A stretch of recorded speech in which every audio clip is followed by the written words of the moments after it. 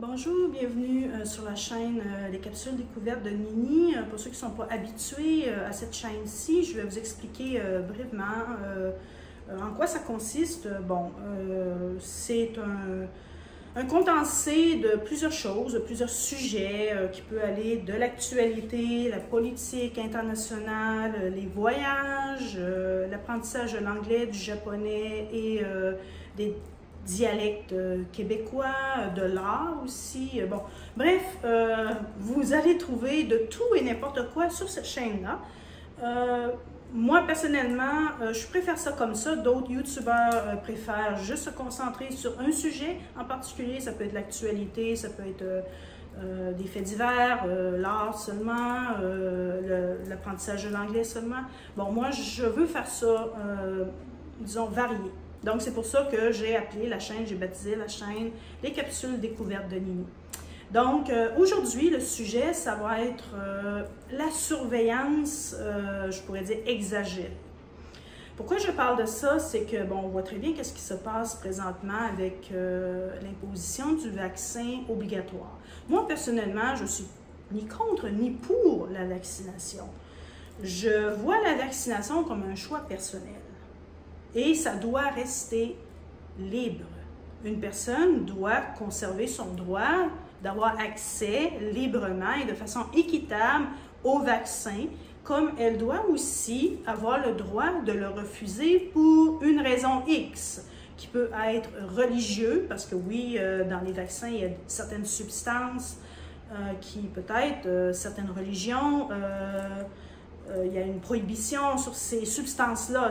Ça peut être, bon, on sait très bien que ça contient des substances animales, donc il y a certaines religions qui vont interdire la consommation de viande ou de produits dérivés animaux. Donc, je ne vais pas trop m'avancer là-dessus, mais je tiens à préciser que la vaccination, c'est un choix personnel et on ne doit pas obliger les gens à se faire vacciner parce qu'il y a plusieurs raisons. Il y a aussi des personnes qui ont des allergies, bon, la liste est longue. Je vous recommande de faire vos propres recherches là-dessus. Et moi, je n'avais jamais insulté ou agressé une personne qui décide de ne pas se faire vacciner ou de se faire vacciner parce que je suis pour la liberté et le libre arbitre. Pour moi, le libre arbitre, c'est quelque chose justement, et je vais en venir, une valeur indispensable dans une société civilisée et démocratique, le libre arbitre. D'ailleurs, c'est Dieu lui-même qui nous l'a donné, parce qu'il y a plein de gens qui se disent « Ouais, mais ça va mal dans le monde, peut-être que Dieu aurait dû... » Ouais, non, Dieu, il nous a laissé, pour ceux qui croient bien sûr, il nous a laissé notre libre arbitre. Et c'est le plus beau cadeau qu'il nous a fait. Il y a un prix à payer pour ça. On doit vivre avec des choses qui sont épouvantables, parce que, justement, Dieu nous a laissé notre libre arbitre et c'est le prix à payer. Mais c'est le plus beau cadeau. Donc, là, on voit très bien, depuis presque 2 ans, ça va faire presque 2 ans que ça dure, tout ça. Encore là, je ne vais pas prendre position que je ne crois pas au virus ou que j'y crois, ce n'est pas la raison. C'est juste que moi, c'est mon choix, ça ne regarde que moi, c'est mon opinion, ça n'engage que moi. Je trouve qu'il y a une exagération qui tourne autour de ce virus-là, qui, je dis bien, existe. Hein? Je ne veux pas dire que le virus n'existe pas. Il existe. Mais, malheureusement, la COVID-19, elle a le dos très large. Malheureusement pour elle, elle a été instrumentalisée, politisée. Okay? C'est devenu un outil politique pour les gouvernements. On le voit très bien quand on ouvre la télévision, que ce soit au Québec avec TVA, Radio-Canada, en France, BFM TV, France 1, bon, tout ça. On voit très bien comment c'est instrumentalisé. On voit très bien les chefs d'État, hein, Trudeau, Suga au Japon, Macron et compagnie. On voit comment ils se sont servis. Ils ont comme sauté comme des hyènes. Hein. Ça a vraiment été comme des hyènes qui sautent sur une proie là, pour la dévorer. Ben, c'est ça, la COVID-19, ben, c'est une proie. Ils ont sauté dessus, ils ont instrumentalisé ce virus-là au point de créer une espèce de terreur. Les gens sont tétanisés, ils ont peur, ils ne savent plus quoi faire, ils sont prêts à accepter n'importe quoi pour retrouver leur liberté. Hein? Pour aller au restaurant, pour voyager, tout ça, ils sont prêts à sacrifier le libre arbitre général. Ils sont prêts à sacrifier la démocratie. Le libre arbitre que Dieu, dans la Bible, quand on lit la Bible, nous a donné, qui nous a donné en cadeau, dans le fond, parce que c'est ça. Il nous a laissé notre libre arbitre. Il aurait très bien pu nous empêcher, autrement dit, il aurait pu nous mettre dans une cage, là, une cloche dorée, puis nous surprotéger, nous dire non, libre arbitre, non, non, non. Donc, quand il n'y a plus de libre arbitre, ça devient une dictature. Donc, c'est comme ça qu'il faut voir les choses. Moi, je vois ça comme ça. Comme je dis, je ne suis ni pour ni contre le vaccin. Mais non, c'est bien qu'il y ait des vaccins, comme c'est bien qu'il y ait des médicaments aussi. Ça serait peut-être bien aussi qu'il y ait des traitements. Hein? Parce que donner du Doliprane à quelqu'un qui est atteint de la COVID-19, je ne pense pas que c'est une bonne idée.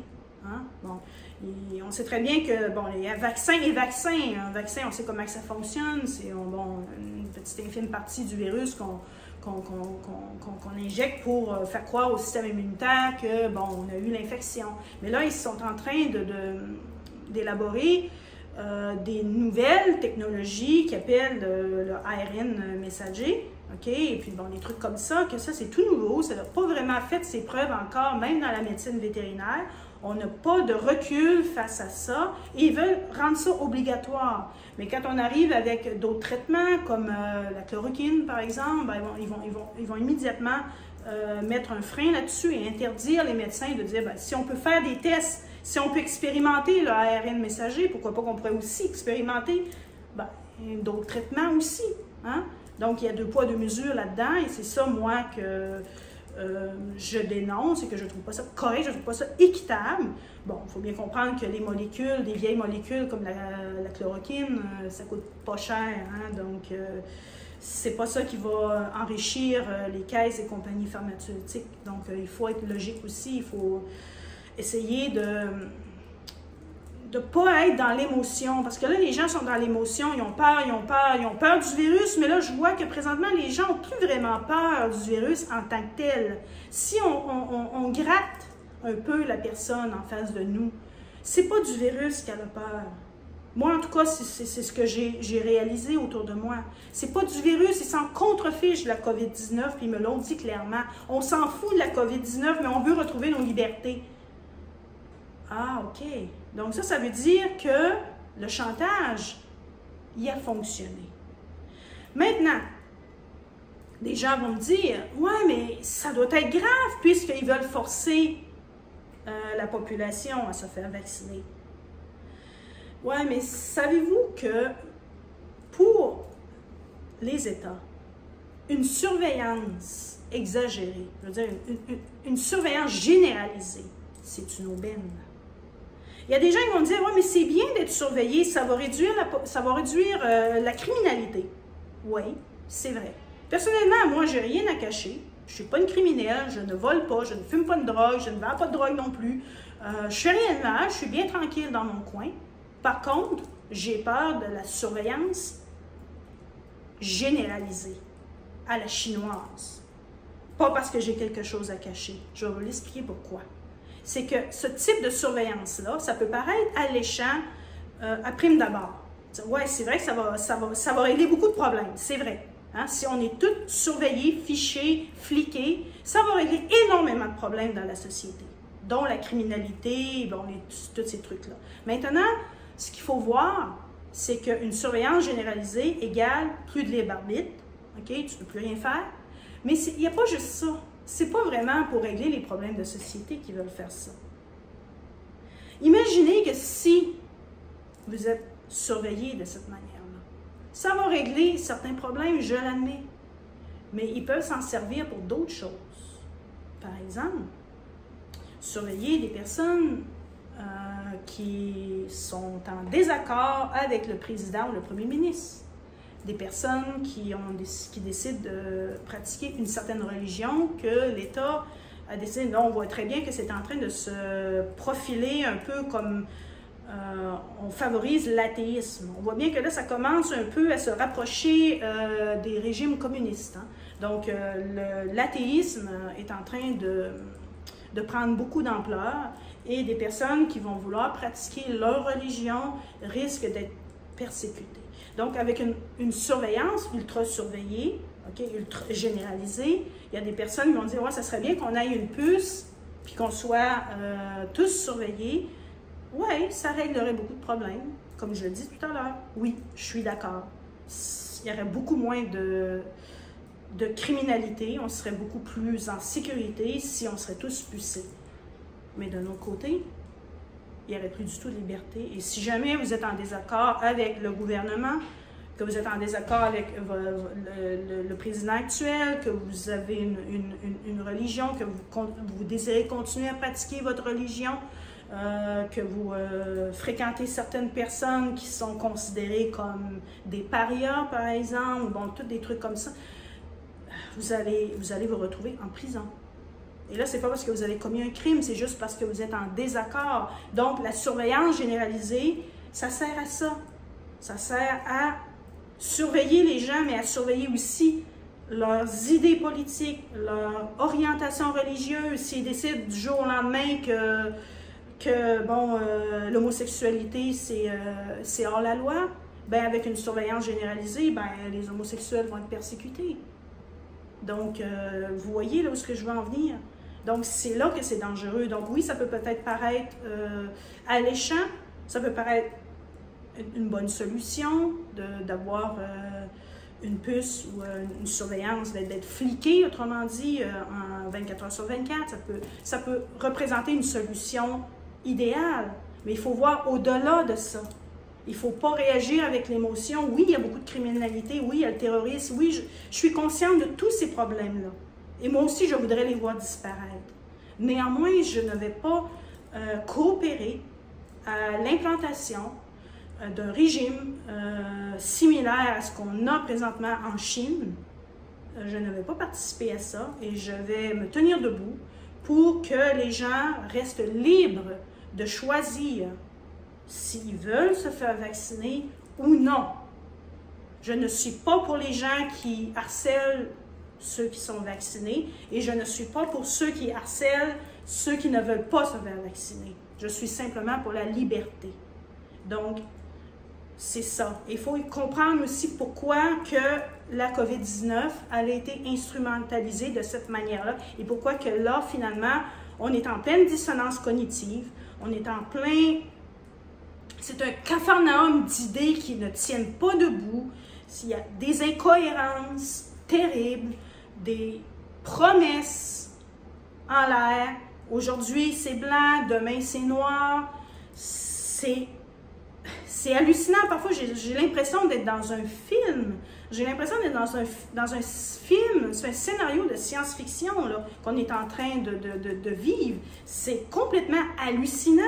C'est complètement hallucinant. Donc, il faut voir au-delà du virus. Le virus existe, mais l'humanité, dès le début de l'humanité, on fait face avec des virus. On a à vivre avec des virus, des bactéries, peu importe. Donc, ce n'est pas la première fois qu'il y a des épidémies, mais c'est vraiment la première fois qu'on voit une mobilisation de cette façon-là avec les confinements,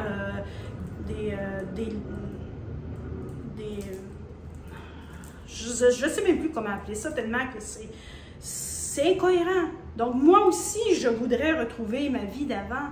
Je voudrais pouvoir voyager comme je voyageais avant. Justement, sur cette chaîne-là, j'aimais bien publier des vidéos de mes voyages ou des endroits que je visitais. Malheureusement, je ne peux plus le faire. Donc, moi aussi, je voudrais, mais je ne vais pas coopérer à ce qu'on devienne une société de surveillance généralisée, qu'on perde justement notre libre arbitre, premièrement, mais aussi nos libertés fondamentales, celle de voter où on veut, hein, parce que je suis pour la démocratie. Donc, surveillance généralisée, oubliez ça, ça va être des présidents à vie, hein, comme en Chine. Bon, il n'y a pas d'élection en Chine. Ils ont bien beau dire qu'ils font des élections, ce n'est pas des élections. Hein, c'est toujours le même. C'est un parti, puis bon, ça finit là, quoi. Donc, pensez-y bien, là. J'essaie de vous ouvrir l'esprit. Il n'y a rien de complotiste là-dedans, c'est tout simplement la liberté. La vie, c'est ça, c'est un grand jeu. Hein? La vie, c'est ça, et c'est toujours le plus fort qui gagne. C'est la compétition, hein? C'est la lutte pour le pouvoir, c'est la lutte pour l'argent. C'est comme ça. Donc, il faut arrêter aussi de vivre dans les bisounours et penser que, bon, le gouvernement veut forcément notre bien. Je ne suis pas d'accord avec ça. La plupart des gens qui sont à la tête de nos gouvernements, c'est des gens qui ont un casier judiciaire épais comme ça. Ils sont corrompus jusqu'à l'os. Il y en a qui ont fait de l'inceste, ils ont violé des femmes. Écoutez, bon, les gens qui nous dirigent sont loin d'être des anges. Donc, s'il vous plaît, revenez sur Terre. Ne pensez pas que les dirigeants de nos pays veulent forcément notre bien, que c'est des gens qui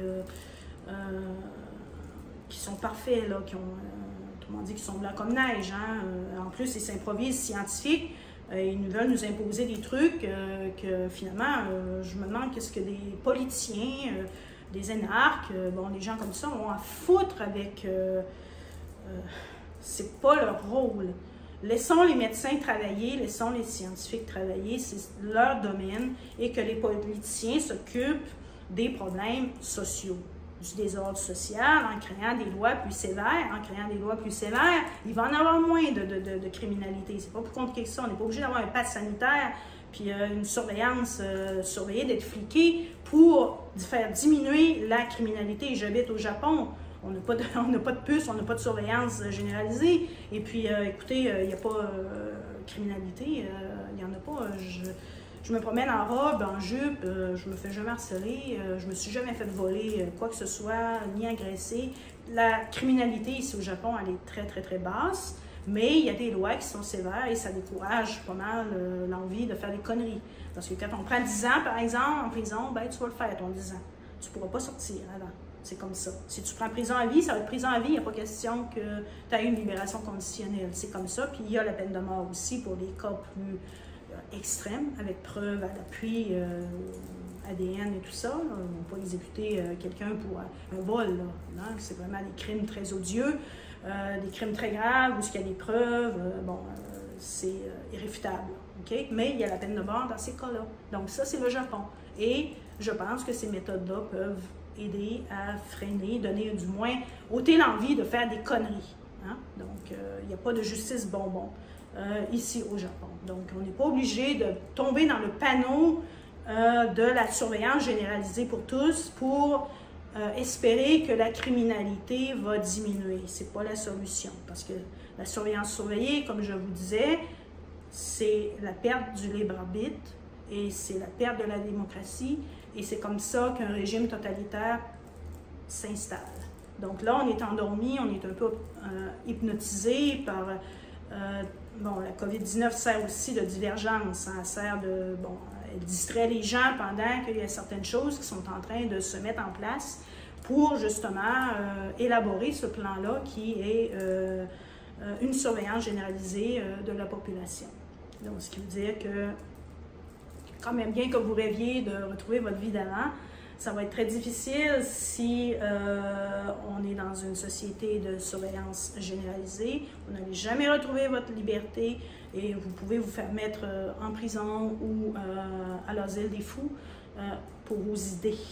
Hein? Vous n'avez même pas besoin de voler ou de violer ou de tuer. Il suffit juste de contredire le président, le premier ministre, ou d'appartenir à une religion qui est supposée d'être interdite, ou d'appartenir à un groupe, ou si jamais, parce que bon, la surveillance surveillée comme ça, ils vont pouvoir créer n'importe quelle loi, puis on ne pourra rien faire. Comme je vous disais, ils peuvent décider que l'homosexualité, c'est interdit.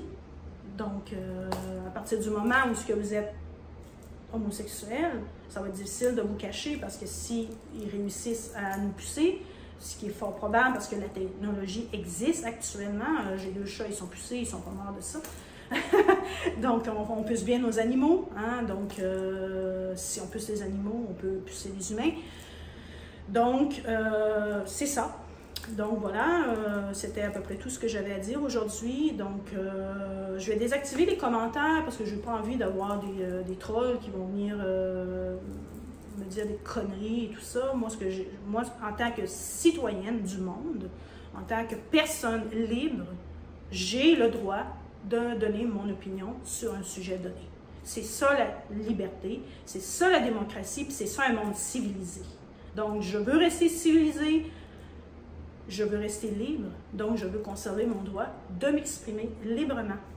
Donc, n'hésitez pas à partager pour faire circuler la parole. Si vous aimez un pouce, un petit pouce en l'air, parce que ça aide aussi à faire connaître la chaîne. Donc, merci et au revoir.